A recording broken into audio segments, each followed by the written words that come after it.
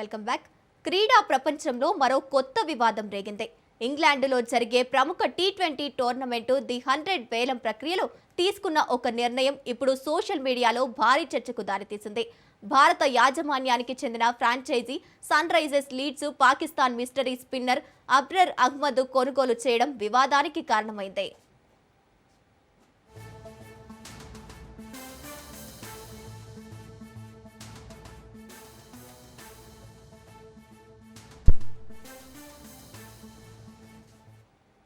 లండన్లో జరిగిన వేలంలో 2,34,00,000 వెచ్చించి అబ్రర్ను జట్టులోకి తీసుకుంది ఫ్రాంచైజీ. ఈ బిడ్డింగ్ ప్రక్రియలో సన్ రైజర్స్ యాజమాన్యాలో కీలక పాత్ర పోషిస్తున్న కావ్య మారన్ కూడా పాల్గొనడం ప్రత్యేక చర్చనీయాంశమైంది.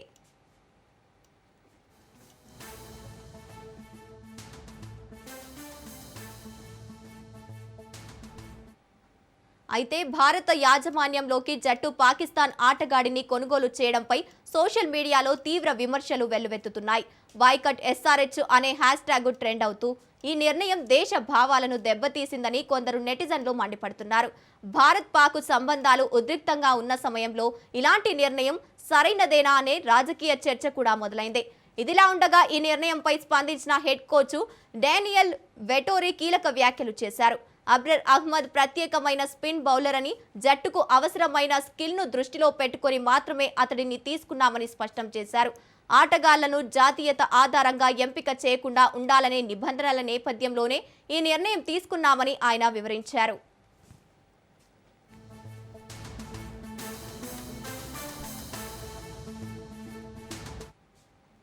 ఇక ఈ అంశంపై స్పందించిన బీసీసీఐ కూడా కీలక స్పష్టత ఇచ్చింది. ఇది ఇంగ్లాండ్లో జరిగే టోర్నమెంటు కావడంతో ఈ వేలం ప్రక్రియలో బీసీసీఐకి ఎలాంటి పాత్ర లేదని తెలిపింది. మొత్తానికి ఒక క్రికెట్ వేలం నిర్ణయం ఇప్పుడు క్రీడల కంటే రాజకీయ చర్చలకు ఎక్కువగా రేకెత్తిస్తోంది. క్రీడల్లో ప్రతిభ ముఖ్యమా లేక దేశ రాజకీయ పరిస్థితులు కూడా ప్రభావం చూపాలా అన్న ప్రశ్న ఇప్పుడు పెద్ద చర్చగా మారింది. రైట్, ఇక ఇదే అంశానికి సంబంధించి మరిన్ని అప్డేట్స్ మా ఇన్పుట్ ఎడిటర్ శ్రీకాంత్ అందిస్తారు. Srikanth, over to you. Gangotri, good afternoon. Sunrisers Hyderabad ఇప్పుడు సోషల్ మీడియాలో ట్రెండింగ్లోకి వచ్చింది. Hashtag RIP Sunrisers. ఇదే దేశం మొత్తం నడుస్తుంది. ట్విట్టర్, ఇన్స్టాగ్రామ్, ఫేస్బుక్ అన్ని ప్లాట్ఫామ్స్లో సోషల్ మీడియా మొత్తం కూడా ఆర్ఐపి రిప్ సన్ రైజర్స్ హైదరాబాద్ అని చెప్పేసి తీవ్రంగా ఈరోజు ట్రెండ్ అవుతున్నటువంటి పరిస్థితి.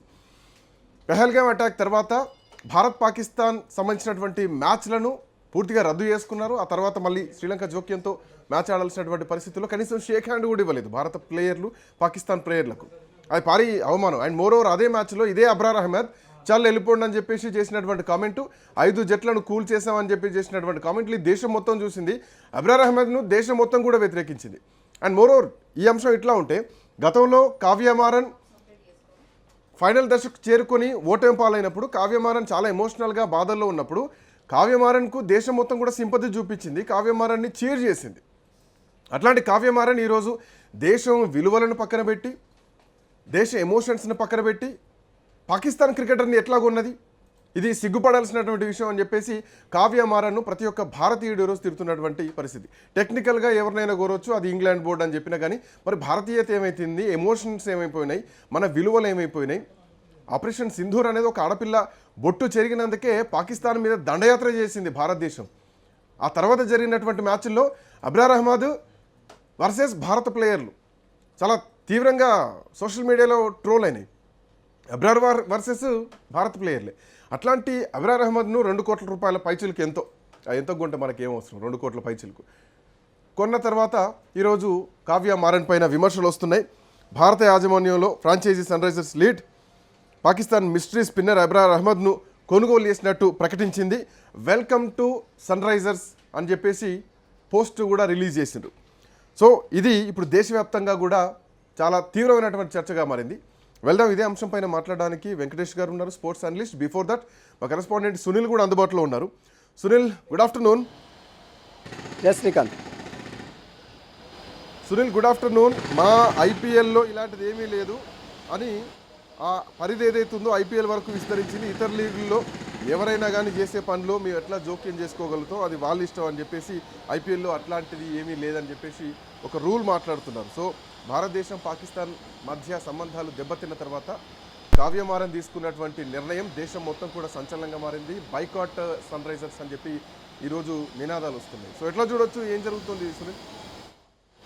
ఎస్, క్రికెట్ చరిత్రలోనే మొట్టమొదటిసారిగా ఎన్నడూ లేని విధంగా ఒక పాకిస్తాన్ ప్లేయర్ని, అది కూడా మన ఇండియాకి చెందినటువంటి సన్ రైజర్స్ ఫ్రాంచైజీ చెందినటువంటి యజమాని కావ్యమారన్ను కొనుగోలు చేయడం ఇప్పుడు ఎంటైర్ దేశవ్యాప్తంగా తీవ్ర చర్చకు దారితీస్తుందని చెప్పవచ్చు. ఎందుకంటే పహల్గామా దాడి తర్వాత, ఆపరేషన్ సింధూర్ భారత్ నిర్వహించిన తర్వాత మొట్టమొదటిసారిగా ప్లేయర్స్, క్రికెట్ ప్లేయర్స్కి, అటు పాకిస్తాన్ ప్లేయర్స్కి, ఇండియా ప్లేయర్స్కి పచ్చగడ్డి వేస్తే బగ్గుమంటుంది. ఇటీవల కాలంలో జరిగినటువంటి T20 వరల్డ్ కప్ అసలు ఆడనన్న తర్వాత శ్రీలంక జోక్యంతో కొంత ఆడినప్పుడు కూడా ఎక్కడ కూడా ప్లేయర్స్కి, మన ప్లేయర్స్ సెకండ్ కూడా ఇవ్వలేదు.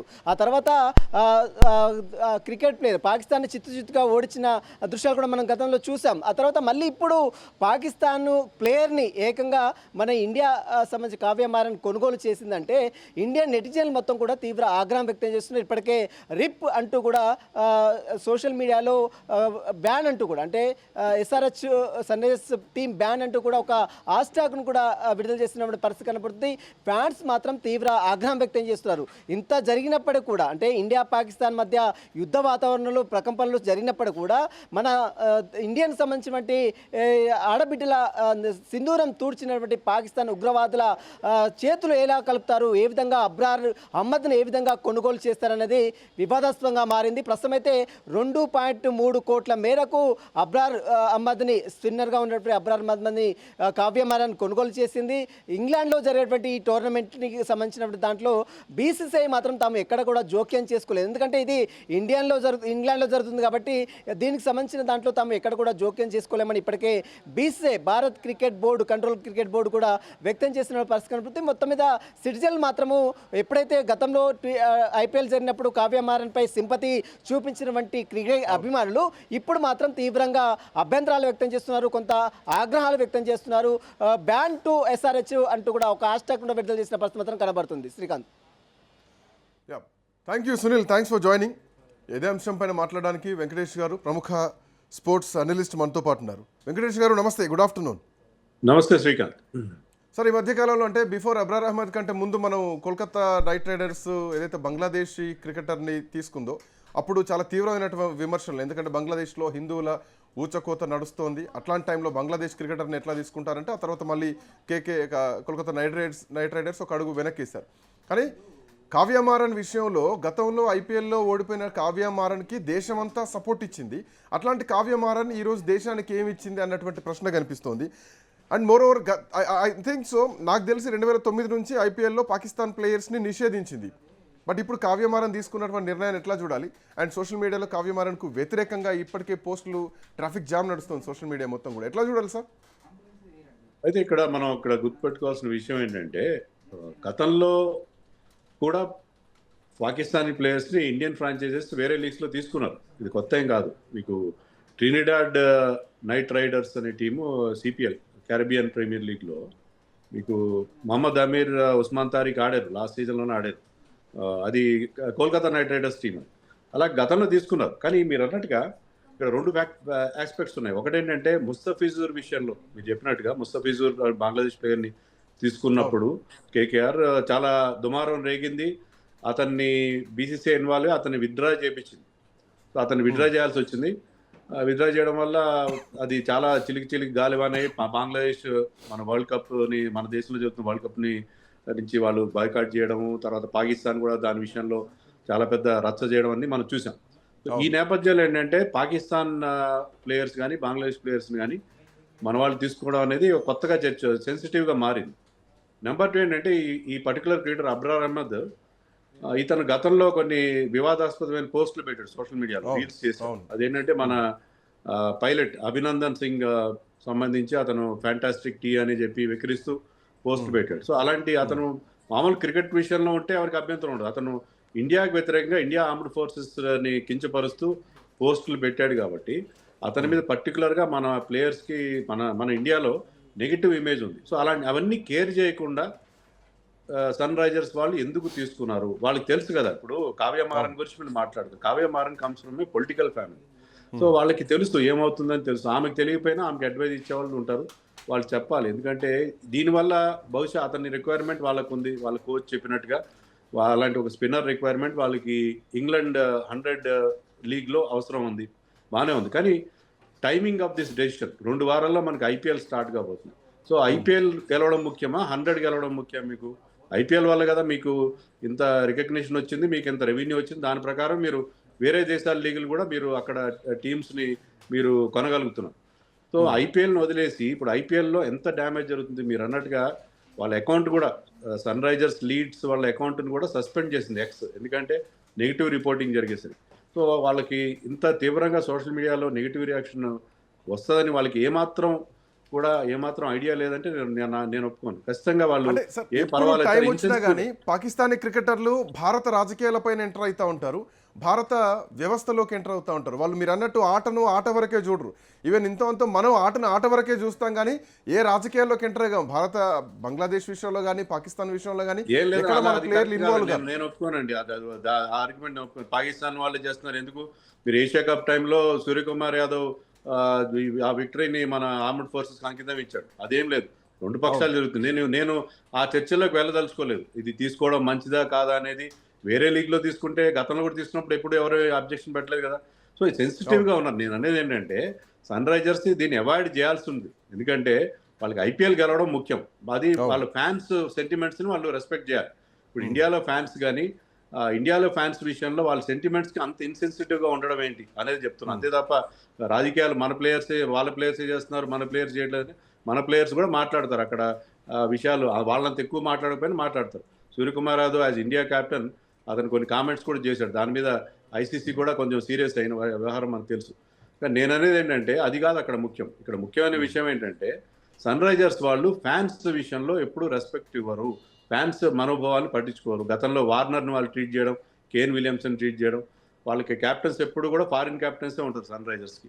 తెలుగు ప్లేయర్స్ని టీంలో పెట్టరు. సో ఫ్యాన్స్ ఎలా ఉన్నారు, ఫ్యాన్ బేస్ ఎలా భావిస్తున్నారు, వాళ్ళ మనోభావాలు ఏంటి, వాళ్ళ సెంటిమెంట్స్ ఏమనేది పట్టించుకోవాలి. సో దాని తప్పొప్పులు నేను మాట్లాడలేదు. ఎందుకంటే గతంలో కూడా మన పాకిస్తాన్ ప్లేయర్స్ని మన ఫ్రాంచైజీలు తీసుకున్నారు వేరే లీగ్స్లో. అక్కడ ఎలాంటి బ్యాన్ లేదు. ఐపీఎల్లో బ్యాన్ ఉంది, అక్కడ బ్యాన్ లేదు. సో దాని తప్పొప్పుల గురించి మనం ఇప్పుడు మాట్లాడడం అనవసరం. అప్పుడు ఎందుకు మాట్లాడలేదు మరి మిగతా వాళ్ళు ఎవరు కూడా మాట్లాడలేదు. ఇప్పుడు మాట్లాడుతున్నారు. అది కాదు నేను అనేది ఏంటంటే ఇప్పుడు ఒక సెంటిమెంట్ రైజ్ అయింది ముస్తఫిజూర్ ఇన్సిడెంట్ తర్వాత. ఈ పర్టికులర్ ప్లేయర్కి అగేన్స్ట్గా ఎవరికి చాలా నెగిటివ్ ఇమేజ్ ఉంది కాబట్టి అవన్నీ ఆలోచించి వాళ్ళు నిర్ణయం తీసుకోవాలి. సరే ఇప్పుడు నిర్ణయం తీసుకున్నారు, ఇంత నెగిటివ్ రియాక్షన్ వస్తుంది, ఇంత ఆగ్రహావేశాలు వ్యక్తం అవుతున్నాయి. ఇప్పటికైనా మించిపోయింది లేదు, వాళ్ళు విత్డ్రా చేసుకుంటే బాగుంటుంది. లేకపోతే వాళ్ళకి ఐపీఎల్లో డ్యామేజ్ జరుగుతుంది. ఐపీఎల్లో వాళ్ళు ఎక్కడ ఆడినా కూడా వాళ్ళ మీద నెగిటివ్గా వాళ్ళ ప్లేయర్స్ని బూయింగ్ చేయడం, రకరకాలుగా వాళ్ళు ఆట మీద కాన్సన్ట్రేట్ చేయకుండా వేరే రకాలుగా ఇబ్బంది పడతారు. సన్ రైజర్స్ గెలవాలని మనందరం కూడా, హైదరాబాద్ టీం కాబట్టి మనందరం కూడా కోరుకుంటాం సన్ రైజర్స్ బాగా పర్ఫామ్ చేయాలి ఐపీఎల్ అని చెప్పి. కానీ దానికి ఈ రకమైన అడ్డంకి ఏర్పడితే అంటే ఇక్కడ ఇంకొకటి ఎథికల్ పాయింట్ ఏంటంటే సార్, డబ్బులు మనవి, చూసేది మన వాళ్ళే. క్రికెట్ అంటే ఒక అభిమానంతో చాలా భక్తిగా చూసేటువంటి ప్రేక్షకులు భారతదేశంలో ఉంటారు. సో అట్లాంటి భారతీయులంతా కూడా క్రికెట్ని అంతే చాలా క్రేజ్గా ఫీల్ అవుతూ ఉంటారు. అట్లాంటిది ఇండియా పాకిస్తాన్ మ్యాచ్ వస్తుందంటే మనం 100 కోట్ల మంది కూడా అదే టీవీ ముందు కూర్చొని చూస్తూ ఉంటారు. మనం చూడొచ్చు ఎన్ని ఓటీటీ ప్లాట్ఫామ్స్ పైన. సో ఈ పాకిస్తాన్ క్రికెటర్ల విషయంలో ఇందాక ఆ క్రికెట్ గ్రౌండ్ కాదు, అదొక యుద్ధ భూమిలాగా మారిపోయింది. పెహల్గాం తర్వాత, శ్రీలంక జోక్యం తర్వాత జరిగినటువంటి మ్యాచ్లో ఒక యుద్ధ భూమిలాగా మారిపోయినటువంటి పరిస్థితి. సో అందులో శత్రువుని తీసుకొచ్చి మన వాళ్ళతో కలపడం, లేదంటే మన టీంతో కలపడం, అందులో మన ప్లేయర్లు ఉన్నారా లేదా అని పక్కన పెడితే సన్ రైజర్స్ హైదరాబాద్ అనేది భారతీయకు సంబంధించినటువంటి టీం కాబట్టి ఎందుకు ఈ మాత్రం ఒక ఎథికల్ పాయింట్ని మిస్ అయింది కావ్య మారన్, ఎందుకు ఆలోచించలేకపోయింది? సో ఇక్కడే అసలు వ్యక్తిత్వాలు బయటకు వస్తాయి కదా. సొమ్ము మనది, తినేది వాళ్ళు, నిర్ణయాలు తీసుకునేది వాళ్ళు. ఏమైనా అడిగితే టెక్నికల్ ఇష్యూస్ చూపిస్తారు. అంటే ఈ ఎథికల్ పాయింట్స్ నేను మాట్లాడనండి. ఎందుకంటే ఏం ఎథిక్స్ ఉన్నాయి దీంట్లో? ఎథిక్స్ ఎలా ఉంటాయి మీకు?